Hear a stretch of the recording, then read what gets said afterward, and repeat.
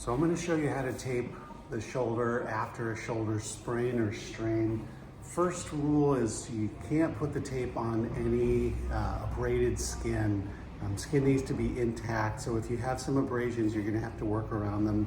Second thing is the tape actual amount of stretch is going to be fairly light, maximum 30 or 40% of full stretch. And that's just to keep shear from pulling on your skin too strongly, and that's super important. And then the third and final note is that you're going to apply this with your shoulder in different positions. So if any of these positions hurt to get into, modify them to the point where you can hold your shoulder or arm in a position where it's not as painful. So for this first piece, we're going to have Amy just basically put her hand on her side like this to put her shoulder in a little bit of extension, and this piece is going to come around the front like this. So we're going to anchor this just on the back side of her acromioclavicular joint here, like so. And this is going to follow the contour of her anterior deltoid, and it's going to wrap around and cross this midpoint of her humerus like that. So this is going to be just a very quick demonstration of that. There's no tension on this back piece. I'm kind of covering her clothes, but that's not a big deal. Here's our tail. Hold at the top at the AC joint. Here's 100% stretch. This is 0, so we're going to apply about 30. And then we're just going to wrap this around like so. Cross that bottom point. And there's our first piece. Amy, you can relax your shoulder. And then for our second piece, I'm gonna have Amy reach across with her hand to touch her opposite shoulder.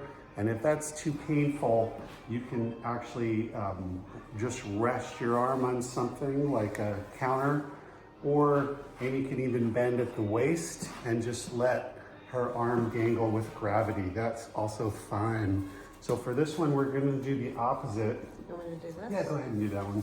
We'll do the opposite of the previous version. So I'm going to anchor just in front of her AC joint. Hold my paper. Find my 100% stretch, 0, about 30, and then follow the contour of the posterior delt, crossing right below that inferior attachment of the deltoid muscle. And then you can relax your arm by your side. And then this last one is basically gonna lock the humeral head in place. So I'm gonna take my tape, fold it in half, tear my paper right across the middle, open that up to reveal that center window, as that's called.